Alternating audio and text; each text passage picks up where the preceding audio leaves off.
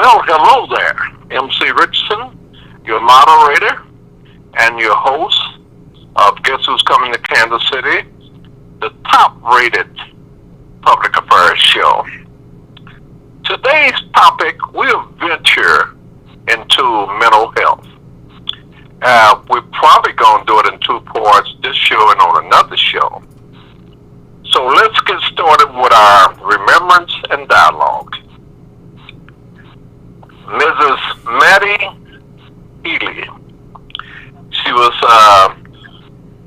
676. She was also over the Penn Valley nursing program at one time. Her funeral was held today at 11 o'clock. And also Dr. Gina Marie Tiller, who is now head of the Penn Valley Community College nursing program, was one of her featured students. I just happen to know Miss Gina.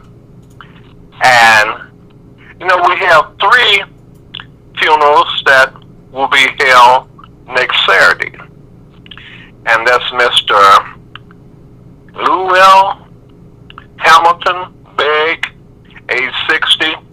The service will be held at the Morning Star Baptist Church. That's next Saturday at 11 a.m. All right? And we also have Attorney Taylor Fields, age 77. His funeral will be held at the Purcell Baptist Church at 11 a.m.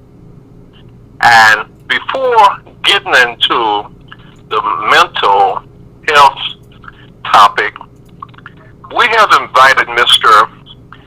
Michael Anthony, PhD graduate student at the University of Arkansas at Fayetteville, to update you, our listeners, on the 1923 Ketcher incident. Do we have Mr. Anthony? MC, Michael's not answering. Okay. Well, since he's not answering, we should go ahead. So is Officer Humphrey. I will continue that. Okay. We got Officer Humphrey there? No, we don't have. We got Mr. Layton, and we also had a judge. Okay, that's okay. They can carry the show. And we have you and Mr. Scott there standby, so as soon as we can reach them, the show must go on. But in the meantime, what we're going to talk about, and I want to introduce our host, that's Judge Martina Peterson, one of our outstanding co-hosts, as well as I wanted her to introduce the other guests, and then I have something I want to say about one of them. So, welcome to Guess Who's Coming to Kansas City, Judge Peterson. All right, thank you, MC. Happy to be here again working on the show with you.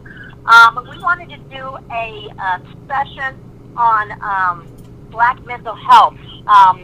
July is Black Mental Health Awareness Month, and so we wanted to make sure that this important issue was addressed. Back in 2008, the U.S. House of Representatives designated July as Phoebe Moore Campbell National Minority Mental Health Awareness Month, which has been known as National Minority Mental Health Awareness Month, to bring awareness and recognition to some of the struggles that are present in the minority communities, and the fact that there is a higher rate of mental health issues and concerns in the African American community, and it keeps rising. Right now, 13.4% of the U.S. population identifies as Black or African American, and of those, over 16% reported having mental illness in the past year. That's over 7 million people. And a lot of times this goes untreated or unrecognized or unaddressed. According to SAMHSA, that's the Substance Abuse and Mental Health Services Administration, in 2017, 41% of youth, 12 to 17%, had a depressive episode when only, got care for any depressive episodes that they had because they were struggling, but only 35% of Black youth were able to get care and issues for the depressive episodes.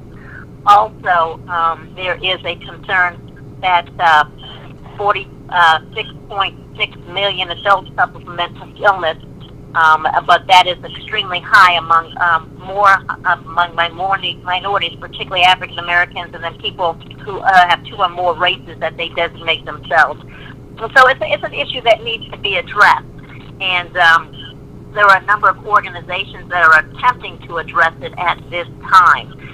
We have with us a individual by the name of Jason Lathan. He is, my understanding, the Secretary of the Board of Directors of NAMI. NAMI is the National Association, or should I say National Alliance on Mental Illness. And he is going to be talking about some of the services that they have available to present not only in Kansas City, but it's a national organization that has other chapters, but they have a number of things that they are doing. I'm going to let him address some of these programs that they have, but basically NAMI is an organization that is attempting to address or promote mental wellness, build acceptance in our community, and give hope to people affected by mental illness through advocacy, education, and support. And they have a number of advocacy programs they're addressing with laws and legislatures. They have some education programs and some support groups for family and individuals that they present in the community, and then support. So I'm going to let Mr. Lathan take it away from here. We are happy, very pleased, and blessed to have you here with us this evening. Thank you so much. And you said it. You nailed it, Your Honor. Like you said, NAMI, we have chapters throughout the nation. I'm the secretary for NAMI Greater Kansas City for the board. It was an honor meeting last weekend as well. We offer family support groups for adults who have experienced mental health conditions. They're peer-led. They follow a very specific model. The family groups are for an adult with a loved one who has experienced symptoms of a mental health condition, which I'm pretty sure we all know someone or are connected to someone who knows someone with a mental health condition, especially during this pandemic, as well as our connection groups, which I'm one of the facilitators of. They're peer-led, therefore adults who are actually living with a mental health condition. So those are some of the things that we offer. If you go to NAMIMissouri.org, there's links to in-person support groups. The group I facilitate now, we're meeting online. We're meeting over Zoom. There are some groups that are meeting throughout the state of Missouri that are meeting in person. We haven't branched into that yet. We also offer some services for our veterans. It's called our Home Front class that helps them transition back into civilian life after they've been on active duty. So we're also looking at adding additional support groups because having just one group specifically in Kansas City doesn't feel like, for me personally, it doesn't feel like enough as an African American male. I've also met with some people in St. Louis about starting a group for African American males potentially. They have one in St. Louis, so I'm thinking about trying to do something like that here in the Kansas City area. Okay. Well, would you give us a little bit of your background and how you got involved with NAMI in the first place? Because it looks like you all are doing some wonderful things, but I'm sure that you have some type of a background, obviously, with mental health because you're teaching classes. And then also, what brought you to NAMI as far as an organization you wanted to work with? Well, my background with mental health is that I dealt with depression and anxiety as a young man. I got diagnosed with depression in my sophomore year in college myself, and I got involved with the group in Omaha, Nebraska, where I grew up, called Depression Bipolar Support Alliance. I got involved with that group. When I moved here, I had a period where I was in remission, but then when I relapsed, I wanted to find something to support myself and to have some peer accountability and to help, because I feel like medication isn't the only piece of treatment. I think that medication is just one piece of the solution, and I wanted to get that peer support piece. So I sent one of our other facilitators, Patty, an email, and I went to a meeting. I even know the date, August 27th, 2018. That was the first time I went to a NAMI meeting, and I enjoyed the meeting. And any organization that anything I go to, like even church, for example, I don't like to just be a consumer. I like to contribute. So Patty came to me about joining the board, and then I did that, and then I got nominated as secretary in October of last year, and I started in that role on January 1st, 2021. Well, great. Well, we're happy to have you here and participating with some of the support for individuals in our community. And since it is African American Mental Health Awareness Month, do you want to discuss some of the issues that you have understood to be some of the causes of why people are struggling with some mental health issues in the Black community? According to some of the information from SAMHSA and other articles that I've read, there are concerns about historical adversity as far as African Americans are concerned that has built up to some of this, dealing with all the way back from exclusion from health and educational, social, and economic resources. Also, there was a lot of times when we didn't get, or African American communities didn't get the financial support because of redlining, weren't able to get decent jobs, so they're living in poverty and less access to mental health services, even hospital and wellness services for physical being. That does add to also mental health issues. And then also homelessness. There's a lot of issues that we have in the community that are needing to be addressed, and that also contribute to some mental health issues. And then in addition to that, substance abuse, which some people try to use to self-medicate.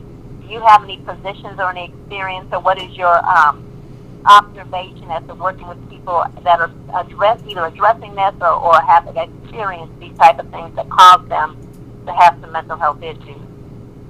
One of the biggest things that I feel that has contributed in the African American community specifically is there's such a stigma around it. It was just always one of those things that we didn't talk about. It was, right. But it just wasn't. We didn't feel a comfort level talking about it. In addition to the things that you mentioned, like generational traumas that have been just passed on from generation to generation that we dealt with, even with the some of the things that we've seen as a community, that the stress of not having the economic resources, the healthcare resources, those stresses are going to manifest themselves. And oftentimes they manifest themselves in the form of substance abuse. I've been doing research and I've seen where substance abuse is costing our community millions, because oftentimes substance abuse leads people to committing crimes, and you try to bail so-and-so out of jail, or you put them in this program. So it just seems to feed, the cycle seems to feed itself, and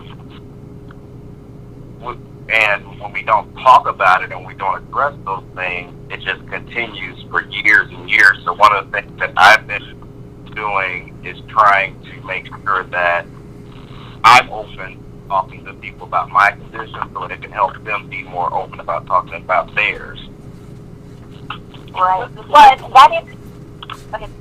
Mr. Latham, our folks from the Chamber of Commerce. I used to do another radio show some years ago, and I worked with the mental health professionals here in the Black ones in St. Louis. And some years ago, there was a move afoot to put all the Black therapists out of business, which was successful in the Black community, and they hired a lot of white ones to come in. And unfortunately, they paid them more money and they left. So that create some of the board that you're seeing now in the Black community and among therapists in Missouri.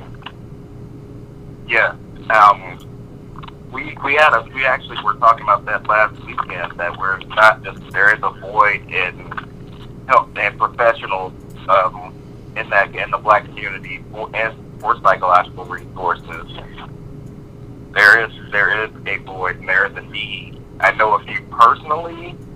However, there's a need for more because of that. Because there's a thing called trauma-informed care that I learned about on another call that I was on, and when you can talk to someone who can relate to what you've been through, it can really help in your treatment. And it looks like, and to add on to your comment about jails and prisons, African American people are overrepresented in jails and prisons, which we're aware of.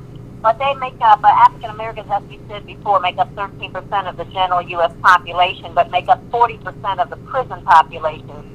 There are a lot of people in prison, African Americans, as has been documented in the report, that have mental health conditions involving psychosis and other issues that seem to be in jail at a higher rate than people of other races. And so I know you touched on that. So are you addressing, or you guys work a lot with individuals who are released from prisons or jails to try and be able to get them situated in the community again? Are you able to do that type of outreach? That is something that we are working to get connected with. Just a little bit of background about the Greater Kansas City, we're really just getting our board started back up. There were some things that happened before I came along that I wasn't aware of, but we're really trying to get things back up and running, and that's one of the things that we want to address. We met a gentleman from Swope Park, I don't remember his name, a gentleman named Lee, but they have a program called Respect. So there's some resources and people that we want to get connected with. We recognize that we can't do everything, but we want to be able to point people in the direction that they need to go in, because our expertise may not be that specifically, but we want to be able to point people to where they can get that resource. We kind of want to be a hub or a starting point in some cases, but that is something that I know has been on my mind because I've seen it personally. I've seen it, not myself personally, I haven't been incarcerated or anything like that, but I've seen what it's done to families that I know personally, and I've seen the struggles that they can have when they get out. Right. And according to what you talked about earlier, the lack of African American, and Ira brought this up, that was happening in St. Louis, African American therapists or mental health professionals. It says, according to the information, like I said in the research, that less than 2% of American Psychological Association members are Black or African American, and there is a very small amount of individuals that are either African American therapists or mental health providers that African Americans can go to feel comfortable with, because they are distrusting of sometimes of the health system that have had problems in the past. What is your experience of that in Kansas City? My experience with that in Kansas City is very much just what she said. There's just such a lack. There's a great need. I'm sorry if I'm not answering. I'm sorry. I hope I'm answering the question, but that's in my experience. Yeah, I don't know if your organization has any plans or any in trying to address that particular issue. I know you're doing a lot of things in the community, and also promoting legislation and public policy. Is that something that you all have discussed as trying to hopefully work out and address in the future? That is something that I mean, me personally, as an African American, I won't let us not address it, because I feel that, like I said, if we can connect people with someone who looks like them and can relate to them, that I feel is part of my duty and part of why I feel like I was led to be on this board. Right. And a couple other things. I know that you had also touched on this as well, and maybe you can expand on it on your experience or those that you may have talked to. But there is a stigma in the African American community about mental health, and a lot of people, and I've experienced this even in court when you're trying to address somebody that has been charged and picked up on some behaviors, and you want to get a mental health assessment, and they keep saying, "I'm not crazy." You know, and it's not about you being crazy, but there are some issues that you may need to get addressed to make you function better in the community instead of keep getting arrested. But the stigma is, I'm not crazy, I don't trust anybody, I don't want to talk to anybody. And usually people just want to prey on it. We got somebody in our family that's having issues, but instead of taking them to services, we're going to prey on it. So I guess, have you had any experience in the struggle of trying to work with the African American community to recognize that there are other methods to address mental health issues other than, denying it or trying to prey on it or do some other things that aren't addressing it with the mental health professionals? Oh, yes, I have. I definitely have. I've been one of those ones that's been told to prey on it personally. My response to that now is, prayer works, but faith without works is dead. But dealing with that stigma, we're socialized with it because we've been taught it for generation to generation that just don't talk about that kind of stuff. You just don't talk about when you're mad. When you're mad, you just fly off at the handle. When you're upset or something, when you're sad, you just don't talk about that. That's just what you were taught. And then if you come out and say, especially as a man, if you come out and say, this is bothering me or this hurts me, you get seen as weak. And then we don't like being seen as weak. And in our community, the African American community, we have to be hard. We have to be hard in. We have to be strong. We have to be the picture of strength. And part of that strength is not showing emotion. And unfortunately, that translates not just to the black man, that transfers to the black woman who has to serve as the black man and the black woman in a lot of family situations. So when you've got mom and dad who don't show emotion, they raise kids that don't show emotion, who then raise kids that don't show emotion, and the cycle just continues, and somebody's just got to break it. Secretary Lathan and also Judge Peterson, and I can appreciate this being African American Mental Health Awareness Month, but we want to change the culture. What has happened in the past where, because of the media, we've had a lot of people that have killed people, and then they say they was mentally challenged or they have mental health problems. But like we both know, all three of us know, this just didn't just happen. A lot of them knew that when the kid will say 2, 3, or whatever, and they just haven't publicized it until a major incident happened. And it's probably like you said, most times we don't say anything, but I'm quite sure that this occurred regardless what culture you're in. I know we're primarily concerned with the African American. Y'all say African American, I say Black American. But what kind of answer do you have for what I just tried to get over to you? Well, I would say that we know it. In some cases, I think we just kind of want it to go away. And also, I think that sometimes there's a fear in parents that if they see their child having an issue, it's going to make them look like a bad parent. And also, if they try to address the issue with the child, they might have to address some issues that they don't want to necessarily address. So it becomes this thing where you know it's there, but you just want to stay away from it because it's uncomfortable. I mean, believe me, able to deal with some of the things that you have to deal with when you deal with mental illness. This is our approach again. From experience, what you just said.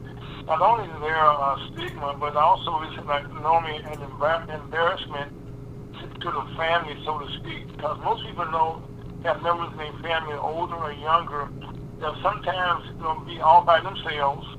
Like MC just said, when something goes wrong, they just get off the rail, so to speak. Because this is something I'm so happy to say that in Olympics right now in the gymnastics, our superstore just brought out mental illness. So it's a tennis store that this happens at an early age. Not just with those people, okay, but most families they see this somewhat they call it hereditary. They said my mama did it, my grandfather did it, so I got to do it. So so that's do you see something that sometimes? I do see that. And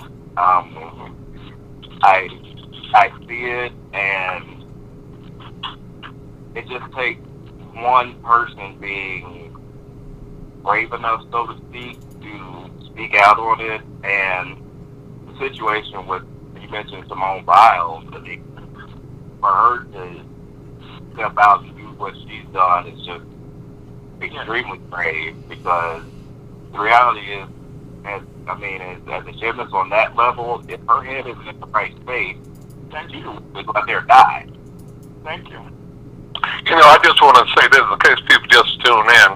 You're listening to Guess Who's Coming to Kansas City, and we got a very dynamic show, another great and dynamic show. We're dealing with mental health.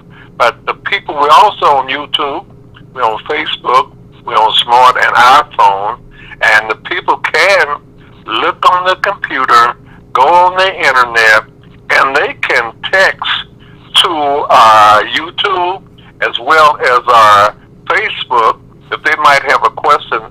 For we have these three entities that will answer the phone and who will try to answer the question.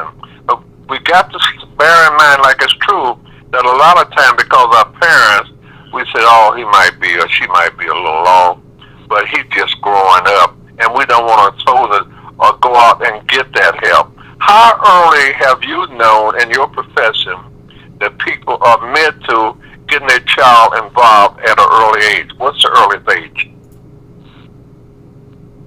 For me, the earliest I've seen is like age 8.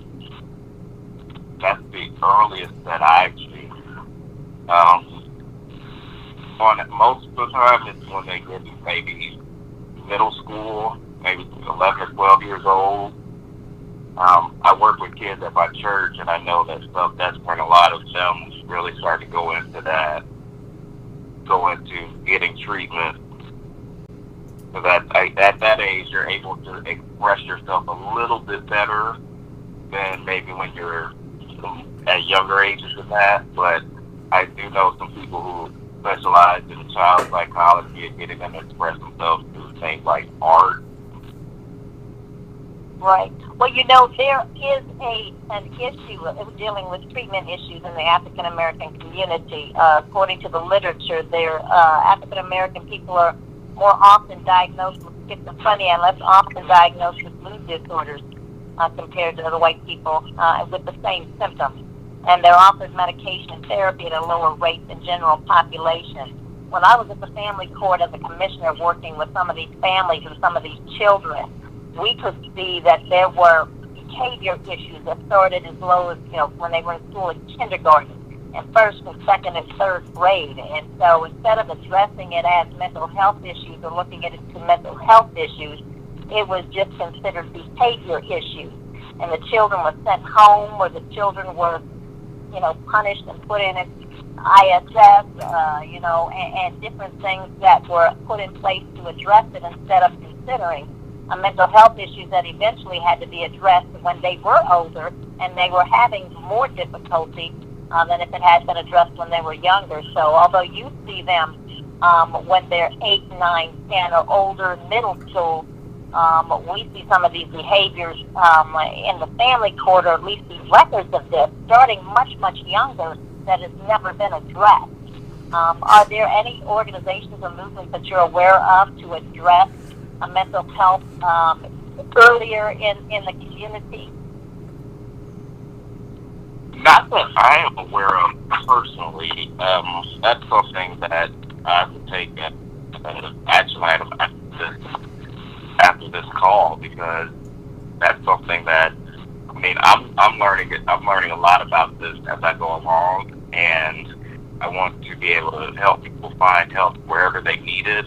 But that is something you just taught me something. Honestly, being fully transparent, you just taught me something, because from your perspective, you see a lot that I don't get to see.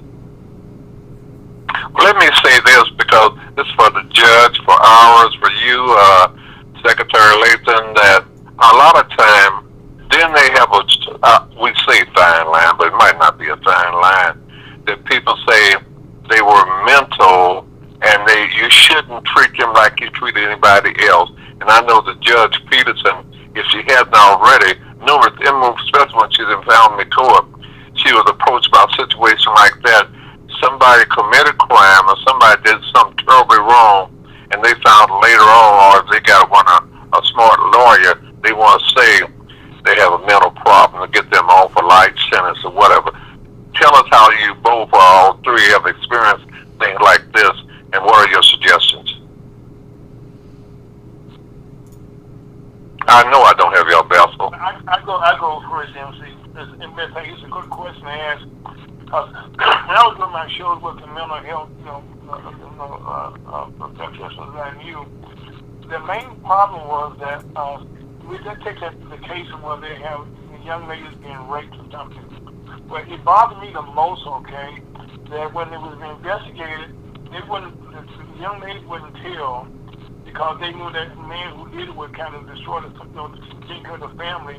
And then in some cases they found out that the young lady's mother had been raped, so the grandmother. So this was something that they thought was accepted as being a part of them growing up. Or in some cases, they found, I should say, that coming out discussing something that needs to be discussed. You said earlier on, it's a stigma in the community, and our black community. When you use the word therapist, like I go to physical therapy all the time, and I say, "What's my therapist?" They look at, I said, physical therapist. And but that's a thing, that the word therapist just send a thought to a black person that you say, "What is wrong with you?" Right. Well, I don't know. I don't know that I would categorize it as all of a sudden the attorney trying to get somebody off. I would say that if somebody, there's different levels of mental health issues that can impact somebody's behaviors. I think a lot of times what I see is not necessarily somebody trying to get somebody off of a charge, but to explain some of the behaviors and issues that are being brought up to enhance sentencing regarding them. Now, sometimes if you have a mental health offense, that's different. That impacts your mens rea, your ability to understand at the time that you're committing your act that it is an illegal, unlawful, or inappropriate act. That's different than using some mental health information to show that these behaviors aren't willful and deliberate, but are impacted by, their mental health and their ability to control some of their behaviors, which doesn't negate the whole issue, but those two ways that you can treat that individual. For instance, when I was a practicing attorney, I had an individual who had PTSD, and he was being bullied or picked on, and had an episode where he stabbed the individual.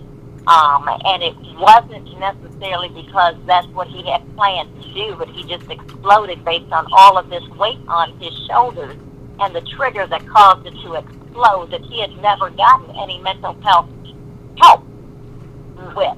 And so it wasn't a matter of we were trying to say he wasn't wrong in what he did, but more so that if we put these therapies in place and this treatment that he's never had, he may be able to control these behaviors so it won't happen in the future. So sometimes there's different ways that you can use that information in a legal case to address sentencing or to address a case, depending on what you're looking at. Let me piggyback off of that, Judge. A lot of situations when they say, I don't know if it's a psychiatrist or psychologist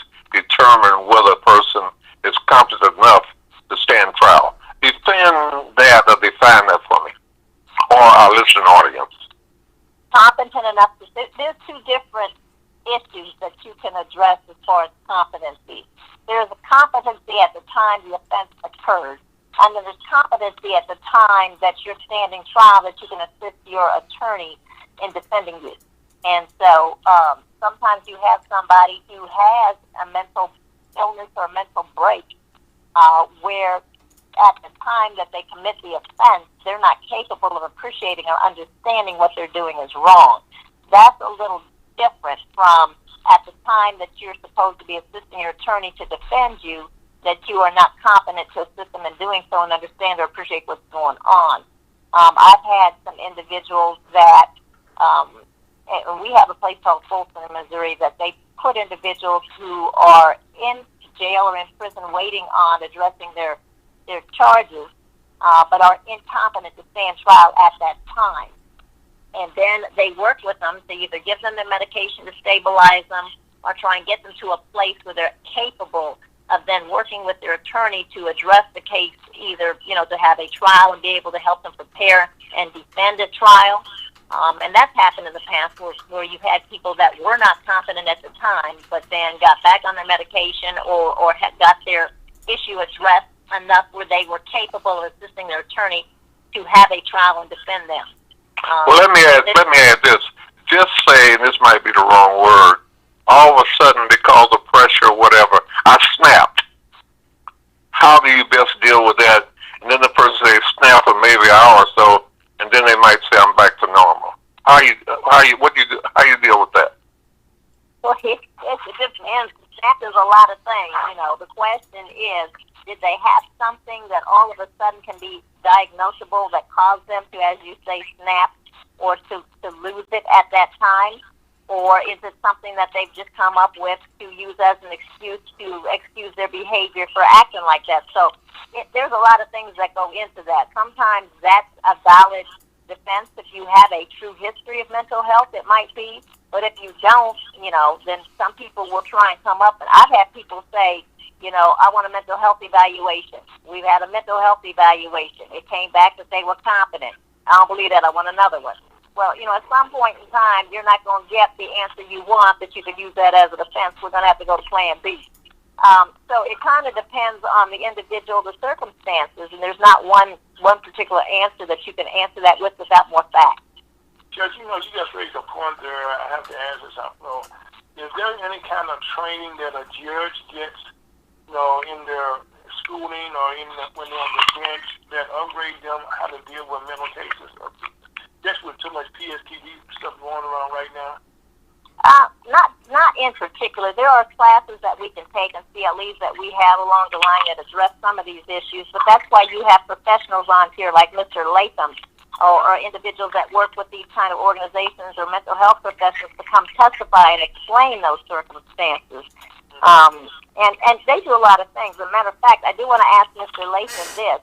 According to the information in your literature that I got, you guys, you advocate for people with mental illness, take public policy for those with mental illness and their families, and also make their voices heard. And according to your newsletter, you have not only lunch and learn sessions each second Wednesday of the month, but that you also have done some advocacy, according to your literature, that you've had access to antipsychotic medications. You had a Senate Bill 173 and House Bill 364 that you guys were promoting. I don't know the outcome of that. I'm going to ask you about that. And then you had a mental health parity bill 80 and a House Bill 383 that I don't know if you guys are supporting or that's been addressed. And then you also assisted with the Medicaid expansion funding, which I think is what I'm assuming it's the one that just got passed and supported by the court to get more services for individuals that need them. Do you have any other things that you are working on that they didn't get a chance to print in this list, or are there things in this list that you've made some progress on you want to mention? There's so much in the works right now. We're hoping in April to go back and meet with our representatives again. We are partners in policy. We didn't get to go last year because of the pandemic, obviously, but we're hoping to go back this year. Again, some of the things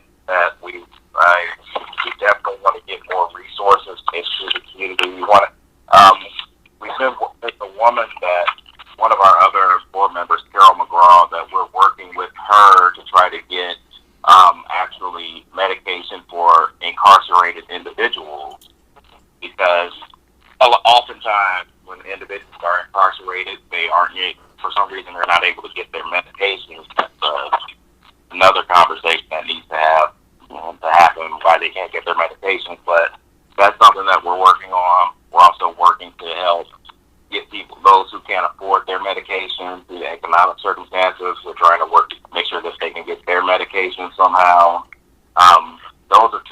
Those are a couple of the big things we're working on right now we feel are really critical, as they were critical during the pandemic, and unfortunately with the pandemic seeming to escalate again, they're going to become even more critical. Okay. And then you also had in here, well, two things.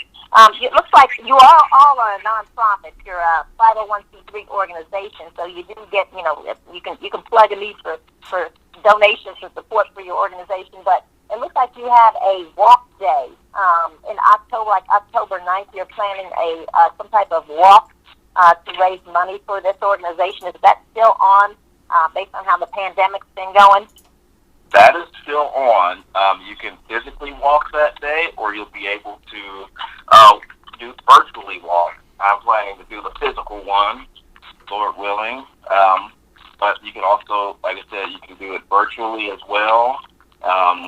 We're working at the location detail, and if you go to NAMIGreaterKC.org, as it gets closer, you'll be able to find more information about that.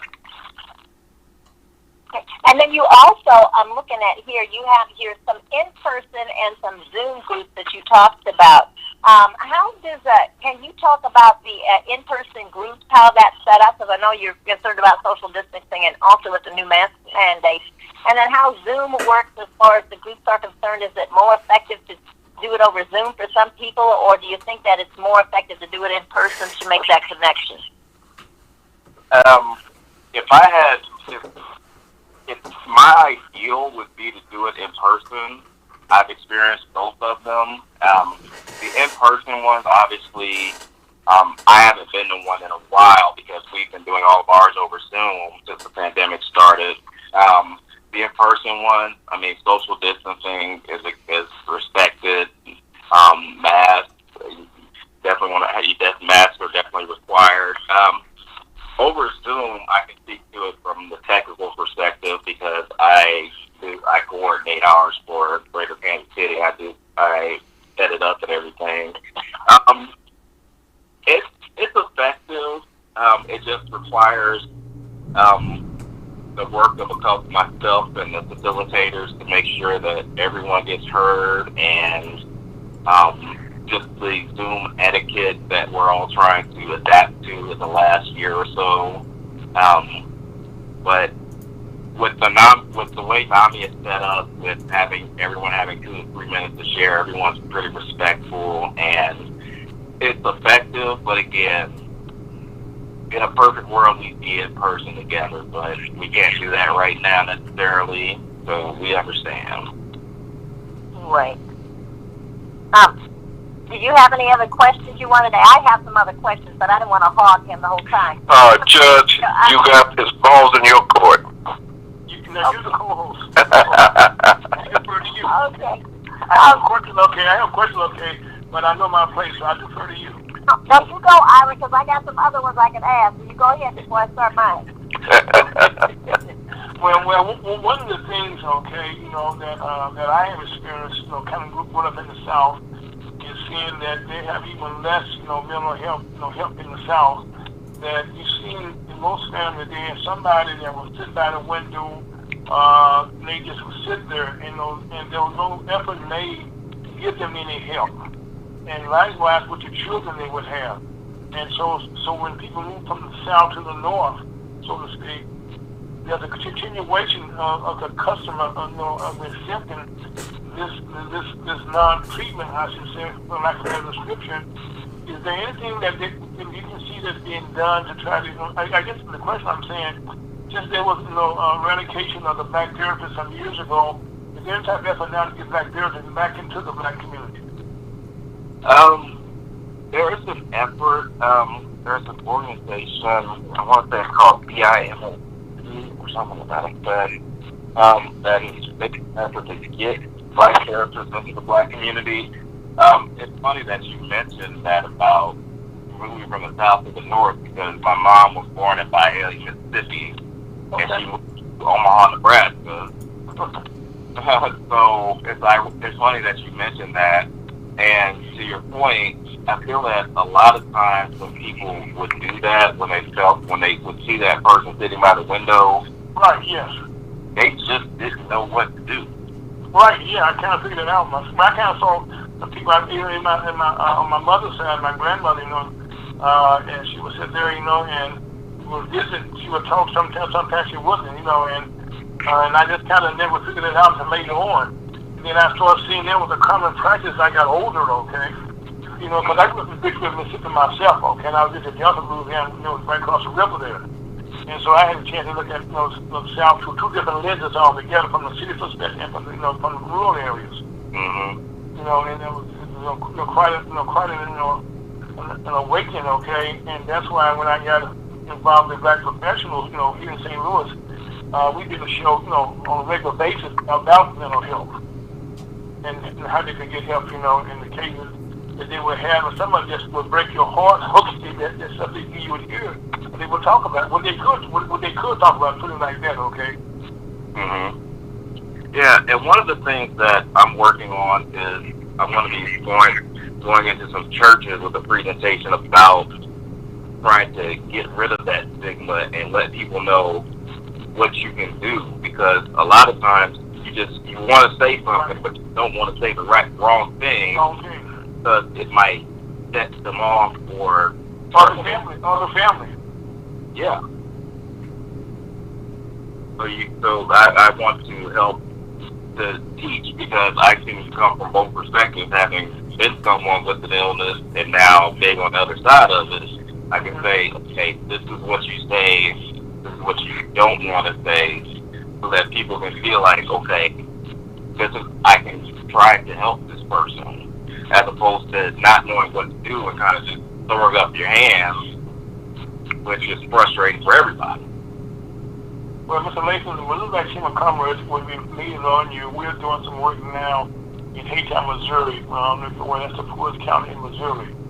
We're doing some work down there, so we know that a lot of people down there that we need your services or your advice, when you can be helpful. So I will be calling you back and get some suggestions, I carry on my own radio program, which we have, USA. Be glad. Be honored to. Matter of fact, one last thing, Judge. I will say this. I'm happy to say that my son-in-law, he just retired from Apple. A couple of years ago, he went and got this training, from the degrees to sort his own, become his own therapist. And that time, Apple gave him more money, to stay with them. But he just recently decided to step out on his own, because he saw such a need that in the Black community, especially, to promote therapists, that now he's on his own. That's in Colorado, you know what I mean? And I'm proud of him, especially having a conversation today that he saw a need to help his brothers. He told him about it. Okay. Well, I do have a question. I don't know exactly where your offices are in Kansas City to work with individuals, but there is information, again, in the literature that indicates that Black immigration population in the U.S. has increased. It was 816,000 in 1980. Now it's over 4.2 million, and that was in 2016. And then 39% of those are from Africa and the Caribbean countries, who have different issues that have caused them to have struggles sometimes than some of the cultural issues or the environmental issues that African Americans have. And so I know particularly down in the Independence Avenue area, there's a lot of like Swahili, there's some Nigerians, there's a lot of different groups of cultures down there and that have their own different struggles. Have you had any experience working with those communities, or the people that you deal with regularly African American and not so much the Africans or the Caribbeans or the minorities that come from other countries that need help and have other issues that cause them to have to need that mental health support? I haven't had any personal experience with those communities as far as their mental health. However, I was on a call with NAMI National a few weeks ago where we were talking about getting help to those communities like that, because obviously there's a need in the Black or African American community, but like you said, in that African community there's different problems. So we're working to get people who can.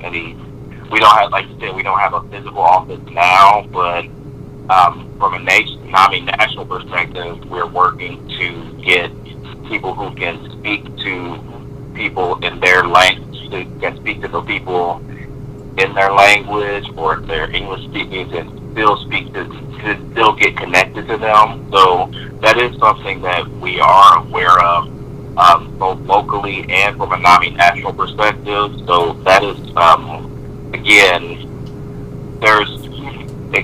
that's something we know is a problem. I've gone to college with people that come from Africa. I've had personal interactions with people that come from Africa. They have some similar issues to what we have, but coming to this country can be quite intimidating. Right, and sometimes they just don't know where to go, so that outreach might be real beneficial for some of those communities if you can gain the trust.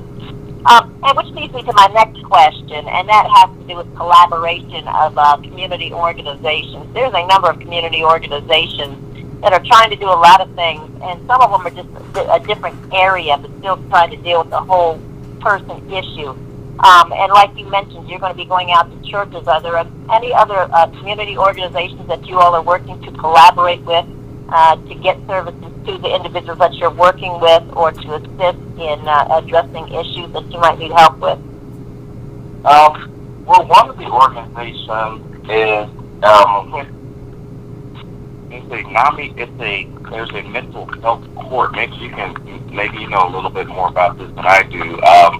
I'm actually a transplant from Omaha, so I'm learning a little bit more about Kansas City as I go.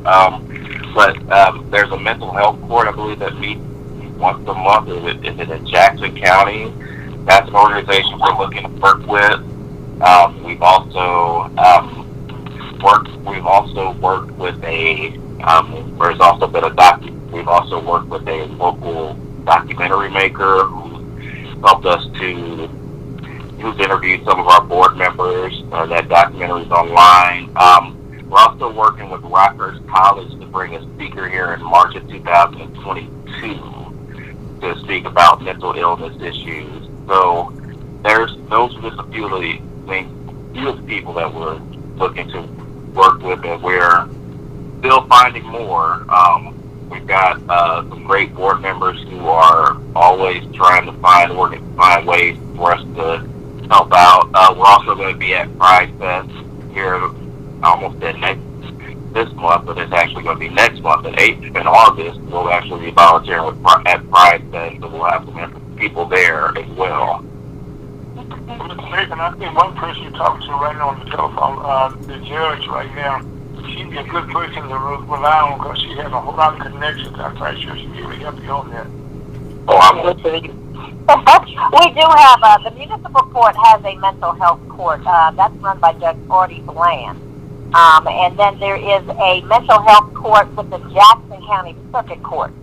They do have a mental health court as well that they operate. I'm not sure about the other courts around the Kansas City metropolitan area, but I do know that there are two courts that deal with mental health. And then there's also a veterans court that Judge Bland operates that he deals with some of the veterans who, they kind of give them services to the VA, but they also have mental health issues that they address with some of the veterans as well. So that might be some organizations that might be very happy to have some support from your organization once you get a chance and this pandemic dies down a little for you to be able to participate in. So, thank you, Judge. Yes, that might be helpful. And there's a lot of we work with some other organizations who in the family. So we have a substance you could say a drug court, if someone calls it substance abuse court, but we have a drug court that we run in the municipal court. There's also a drug court that is in the circuit court, and I used to run the family drug court in Jackson County for the family court. I used to run the drug court there. Now, when I operated the drug court, about 60% of the people in my drug court, in addition to the drug issues, had mental health issues. And then about 60% of those individuals had domestic violence issues. So they all seem like they go hand in hand and turn into a snowball effect once you got one thing that impacts the other. So even if you may, have worked with the mental health court, some of these other courts might also have clients that you would be able to provide services to. Just because they're in one court doesn't mean they don't have those issues that can be addressed in another one. And that dual diagnosis is so profound. It could be so. I've seen it. Be supposed to be again. Having been in treatment, I've been in treatment with those who deal with the dual diagnosis of having substance abuse, as well as the mental piece of it. And all I can say is, I definitely want to give them resources because it's debilitating. I've seen what it does to families. You address the domestic violence piece of it. Got the domestic violence and the PTSD for anybody who witnesses it. It's just it's ongoing. Okay, well, once again, we done reached that point. The show is about to close out, but I was going to say this. I mentioned at the top of the show that probably do 2 workshops or 2 shows. The next one will be, and everybody who's participating today, want you to participate or listen on the 14th of August.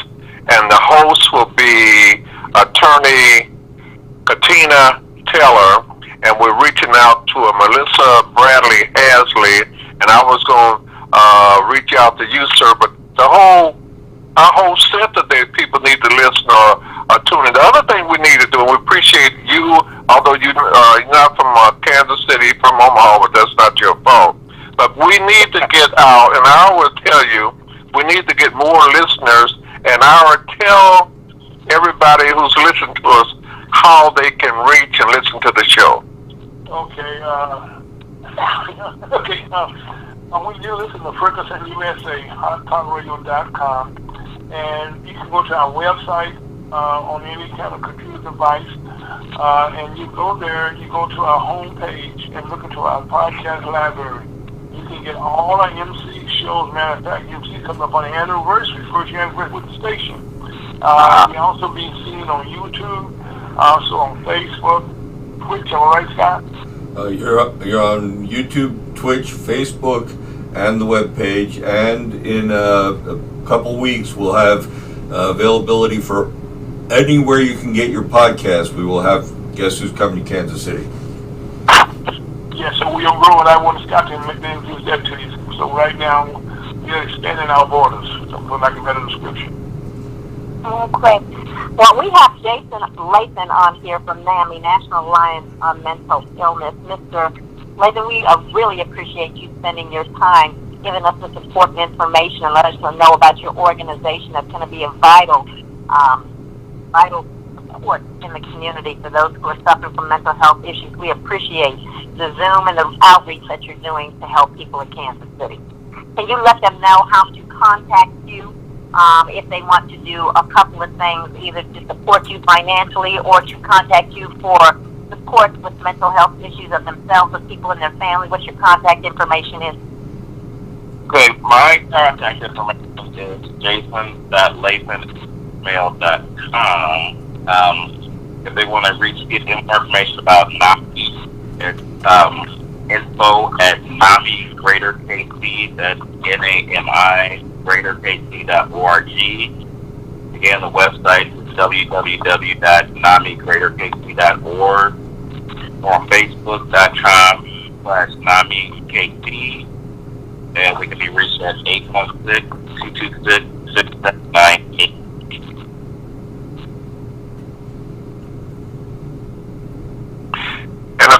MC Richardson United Minority Media Association. We're establishing a website, and that'll be yuma.website, and I can be reached at 816-822-8866. Mobile number is 816-694-2273. And Judge, I had a lot of things. I'll say the ball's in your court, but you guys handle things so beautiful. All I can do is just sit back and listen and learn. Okay, well, you can reach me through MC, so if anybody needs to get a hold of me, contact MC. That's our folks from Missouri Chamber of Commerce, and you also can reach me through MC Richardson. He's also one of our members also. Jason, Mr. Layton, you might well say that they can reach you through me too. To make it a full court, although, boy. Our Royals lost in Toronto again today, although y'all not interested in that. Till for our... already started ball practice. We see them practice. That's good. Okay. All right. Thank you. Be sure to tune in. What time does your other regular show come on? Because we want the people to jam your station up or your internet up so everybody can have the pleasure of listening to that no-nonsense information you provide weekly. Well, yes, every day for the last, since 2015, Lunch with the Missouri Chamber of Commerce has been heard from 1 p.m. to 3 p.m. every Saturday, and I can't count the guests we have had, the shows we have. And one thing I tell people, no shows are the same. If you listen once, you're going to learn something new like you do on this show every Saturday. And we appreciate Judge Peterson because I guess you've been kind of skating now, and Mr. Layton, but now, of course, going to get full, and you probably won't have time to breathe, but we'll put in a special air conditioner so she can breathe better. Okay, thank you, MC. So it's good to see you guys and have you on this show. Have a great evening. Rock is good. Please be safe. All right, everybody be safe. Thank